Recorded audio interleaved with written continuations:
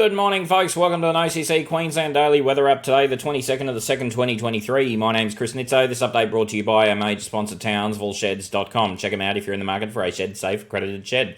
Thanks to Meteorologics.com and the European model ensemble, we see a significant likelihood of a tropical low developing off the coast of WA between now and Monday. We see a significant likelihood of a low developing in the Gulf of Carpentaria between now and Monday, and we see a significant likelihood of a low developing just off the coast of North Queensland on Monday, or rather by Monday. This is in response to a trade wind surge across Southeast Asia, which is pushing across the equator and reforming our monsoon over the coming 3 or 4 days.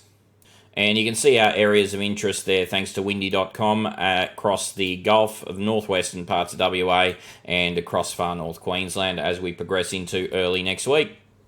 As with all those sort of systems, we don't dive into speculation here at OCC, so if you're interested in some speculation, you're interested in where those systems may be going and what they might be doing, head over to join.ozcyclonechasers.com.au, check out our subscription options, and that's where we outline the possibilities and probabilities. But for now, let's leave that where it is, and as we start to get better guidance, we'll start to talk more about them.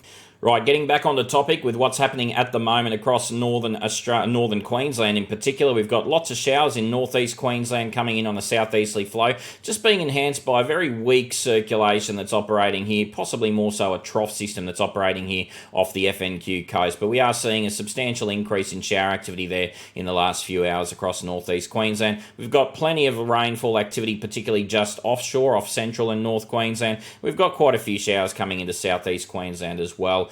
Quite a few showers also in the northern parts of Cape York Peninsula.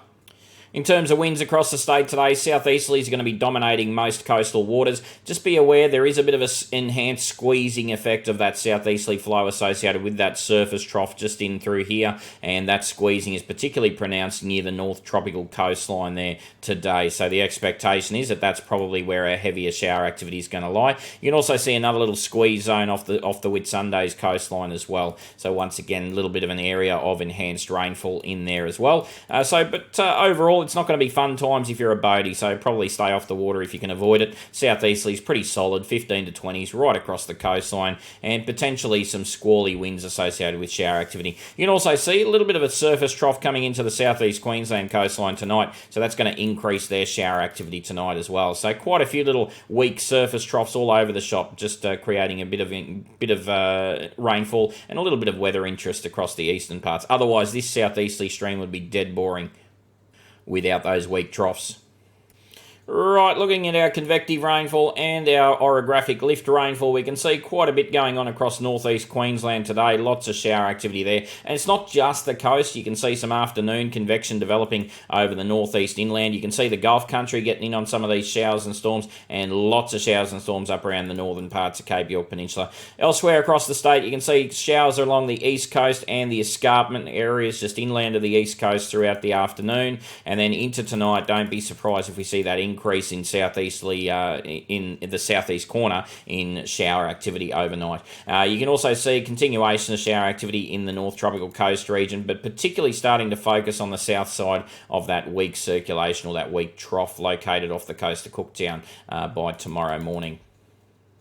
Rainfall between now and tomorrow morning. When we talk, you can see southeast Queensland seeing an increase in shower activity overnight. You can see these escarpment showers this arvo. You can see quite a few showers around central east Queensland, around the best places around 1770, around Yeppoon. Mackay Whitsundays coastline, particularly just offshore off the Whitsundays coastline is where we're seeing the heaviest falls, but I'm sure there's going to be showers and maybe even an isolated storm in the Burdekin region inland of the coastline in the afternoons. You can see a few showers around the Townsville district, particularly in the afternoon once again, as we get a bit of convection going on, and lots of showers and with some heavy falls possible, particularly once again just a tiny bit offshore off the north tropical coast. But once again, I'm sure that there's going to be some flow-on effects onto the coastline, especially with those big tall mountain ranges. Up there in the Cape, lots of showers and storms up in the far north, and we're going to see some showers and storms across the Gulf country. Through the inland parts of the state, look, there is a little bit of blue on the chart. That tells us that there may be some very weak convection going on, mostly mid-level base convection, so no significant rainfall out of that, and very isolated, but there is a chance at a very isolated thunderstorm or two